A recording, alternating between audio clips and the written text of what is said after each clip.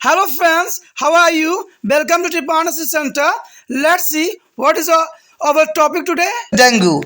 Dengue is important for the Indian disease. The dengue is on the acute fever causing by the virus. There is a dengue is on acute fever causing by the virus. It is of two types: dengue fevers and dengue hemorrhagic fever. The dengue fever is characterized by the onset of sudden high fever, severe headache, and the pain behind the eyes and in the muscle and joint. There is a main symptom here, and the dengue hemorrhagic is a fever is the acute infection is a viral disease.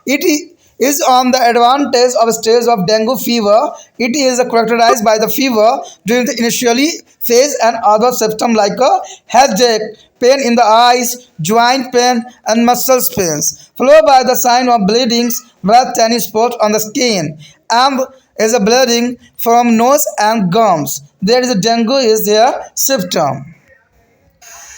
The next is how does the dengue spread? The dengue spread through the bite of infected Aedes. Aedes is a azophatic mosquito. There is a transmission of the disease occur when a mosquito bite an infected person and sequentially is a bite of healthy person. In doing so, it is transmitted for blood, contaminate the virus to be healthy person and the person become infected with the dengue. The first symptom of the disease occur about to 5 to 7 days after infected bite, and the Aedes mosquito rests indoor in closet and other dark place and is active during the daytime. The outside is a rest where it is a cool and shaded. The female mosquito lays her egg in the stagnant water contaminants such as the coolers, tire, empty basket, and their unknown home. And other areas of town or village, the eggs become adult about the 10th day. There is an incubation period here. The incubation period of the time between to the bite of a mosquito carrying dengue virus and the start of symptom average 4 to 6 day with a range of 3 to is a 14 day here and diagnosis here. There is a diagnosis in there a method through the blood test for the scanning of the antibody against dengue virus. In addition to the blood plates count also get dramatically reducing in the infected person. There is the most important here blood plate count.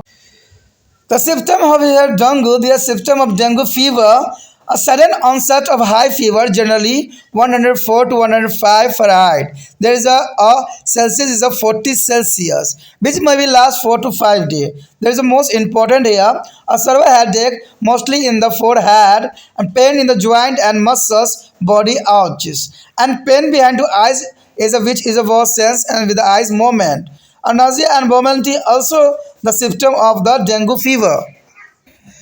The next is a symptom and dengue is a hemorrhagic fever. This includes symptoms similar to dengue fever plus other symptoms such as a sub and the continuous pain in the abdomen and the rashes on the skin. The bleedings from the nose, mouth are in the internal organ and frequently vomiting without blood and the black stool due to the internal bleeding and exclusive thirst and dry mouth and pale cold skin and weakness. And here is a prevention. The prevention is a following step can be taken prevent spread of dengue fever. The first here avoid water stagnation of for more than 72 hours so that the mosquito do not be breed there and prevent the mosquito breeding in the store water body like a pond and wells.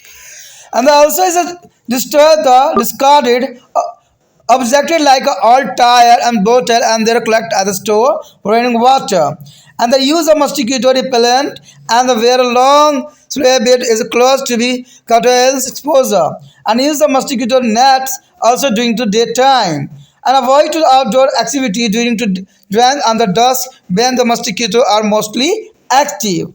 And here, a patient suffering from the dengue fever must be isolated from to the least 5 days. And the last here are report to be a nearest health center from any suspected case of dengue fever. The next is a treatment for dengue and dengue hemorrhagic fever. There is no specific treatment for dengue fever. A person with a dengue fever should rest and drink a plenty of fluid. Dengue hemorrhagic fever is treated by the replacing a lost fluid. Some patients need for a blood transfusion to control of bleeding. दोस्तों हमारा जो आ गया है dengue. Dengue fever जो है mostly India में पाया जाता है और कहते हैं कि डेंगू से जो है आए दिन जो है हमारे भारत में जो है लोग परेशान होते हैं। और डेंगू जनरली देखा जाए तो यहाँ पर जो है लोगों की कुछ लापरवाही की वजह से भी पनपते हैं। कहते हैं कूलर और जो है आसपास के पौंड हो गया पानी इकट्ठा करके रख देते हैं, तो इसके जो है डेंगू के हर एक जो है कंडीशन यहाँ पर भारत में मिल जाता है। इसलिए हर साल जो है डेंगू की वजह से न जाने कितने तरह की जो है लोगों को परेशानी का सामना करना पड़ जाता है। अगर देखा जाए डेंगू तो डेंगू जो है स्पेनी भाषा का शब्द है जो है स्वाहिली भाषा यानी अफ्रीका के एक भाग से आया है। डेंगू विषाणु द्वारा उत्पन्न एक तीव्र ज्वार है, यानी बहुत तेज बुखार होता है। सामान्यतः ये दो प्रकार के होते हैं। एक को अगर देखा जाए तो डेंगू ज्वार होता है यानी डेंगू फीवर, और जो एक होता है रक्त स्वाति डेंगू ज्वार, यानी जो है इसमें डेंगू हेमोरेजिक फीवर यानी इसमें रक्त का जो है बहना सम्मिलित होता है। अगर देखा जाए डेंगू ज्वार के लक्षण तो कहते हैं अचानक जो है उच्च ज्वार होना, काफ़ी तेज सर दर्द और नेत्र के पश्चिम भाग में पेशियां तथा जोड़ों में हड्डियों में तेज दर्द होने के कारण इसे जो है हड्डियां तोड़ बुखार भी कहा जाता है। यानी काफ़ी हड्डियों में जो है ये काफ़ी फीवर देखने को मिलता है। अगर डेंगू रक्त स्वास्थ्य देखा जाए तो ये ज्वार एक तीव्र संक्रमण विषाणु रोग है। यह जो है डेंगू ज्वार की अग्रवर्ती अवस्था है। आरंभिक अवस्था में इसके अभिलक्षण ज्वार, सिर दर्द, आंखों में दर्द, जोड़ों मांसपेशियों में दर्द, उसके पश्चात जो है रक्त स्वास्थ्य के लक्षण नजर आने लग जाते हैं। त्वचा में लाल छोटे छोटे चकत्ते आ जाते हैं।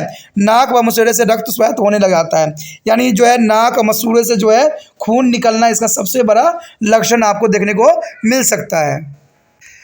अब देखा जाए डेंगू कैसे फैलता है। देखिए ये तो बहुत ही आसान बात है कि डेंगू एक संक्रमित इंडियस एफिस मच्छर है, यानी एडिस जो है इसमें एडिस इज़ोफाइस्टाइस मच्छर के नख काटने की वजह से ये फैलता है।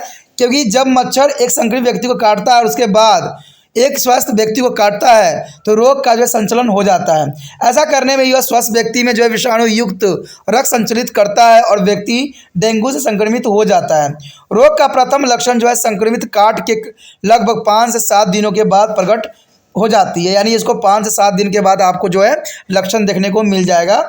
इंडीज मच्छर जो है घर के अंदर कमरे, अलमारी, शौचखानों एवं अंदर अंधेरे स्थानों पर रहता है। यह दिन में समय बहुत क्रियाशील होता है, यानी आपको काटेगा भी तो दिन के समय ही काटता है। बाहर या ठंडे में छायादार जगहों पर यह बहुत काफ़ी मात्रा में पाया जाता है।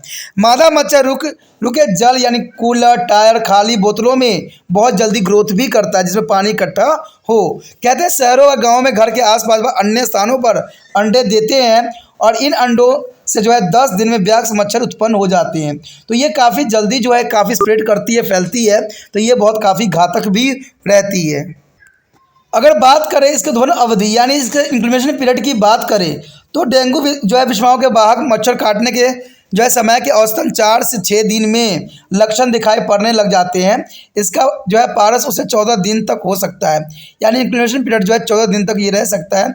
और एक बात तो आपको पता ही है कि वायरस का कोई इलाज नहीं होता, वायरस से सिर्फ हम बच सकते हैं, ठीक है। और निदान क्या है इसका, देखिए निदान जो होती है रक्त परीक्षण द्वारा जो है डेंगू वायरस के प्रतिपिंडों का पता लगाकर निंदा किया जा सकता है, यानी इसके प्रति जो है हम एंटीबॉडीज नहीं ले सकते, लेकिन फिर भी इसका कुछ निदान किया जा सकता है।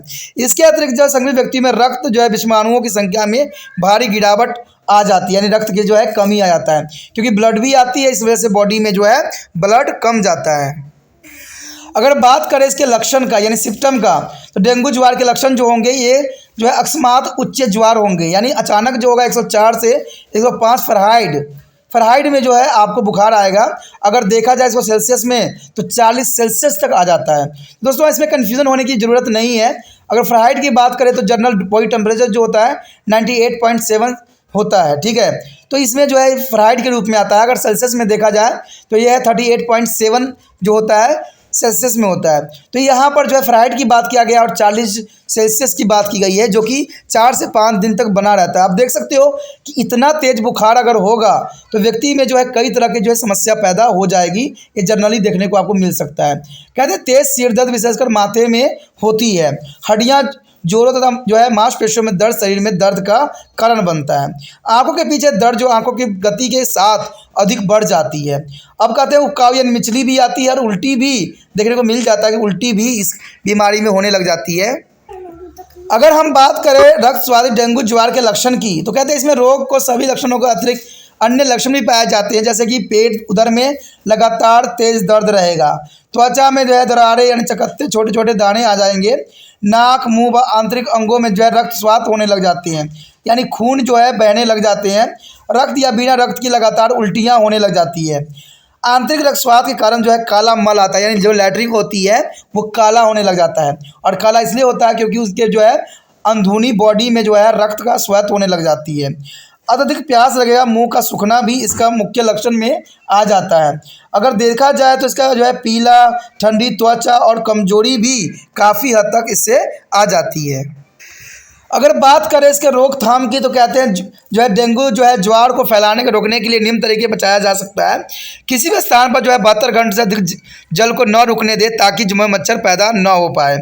जलाशय जैसे तालाब, कुएं आदि के जहां जल संग्रहित किया जाता है वहां इसके मच्छर को प्रजनन को रोकने यानी मच्छर न पनपने दें। बेकार फेंके हुए पुराने पहिया, बोतल आदि को नष्ट कर दे जिससे वर्षा में पानी जो है जमा न हो पाए। मच्छर प्रक्रिया से यानी रिपेलेंट दूर भगाने की दवाइयों का प्रयोग करें व अपने शरीर को ढक कर रखें।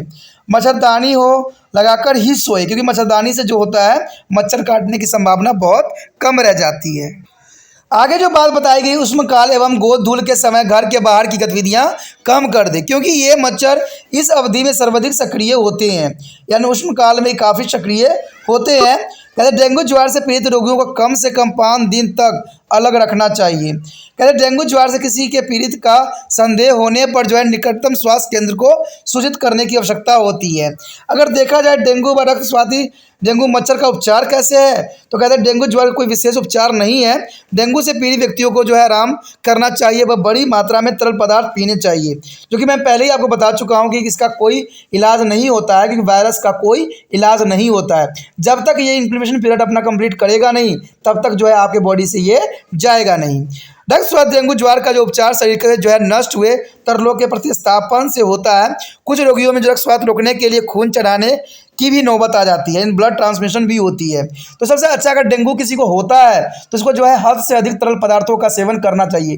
तरल पदार्थों का मतलब दोस्तों यही होता है कि पानी जैसे चीज़ होती है उसको पीना चाहिए, जैसे हो गया नारियल पानी हो गया, सेब रस हो गए या जूस हो गया। तो इन चीज़ों का सेवन करने से जो होता है उसको डेंगू का इतना अधिक प्रभाव देखने को नहीं मिलेगा। अगर इन चीज़ों का सेवन नहीं कीजिएगा तो डॉक्टर के पास जाके जो है आपको तरफ कभी ग्लूकोज चढ़ाएंगे तो कभी आपको दवाई देंगे, लेकिन इससे कुछ भी होने वाला नहीं है। अगर आप स्वयं ही अगर इन दर्दों से बचना चाहते हो तो जो है जितना हो सके लिक्विड लेने की कोशिश करो। जितना तरल पदार्थ लोगे उतना जो है इस बीमारी से छुटकारा बहुत जल्दी पा भी जाओगे।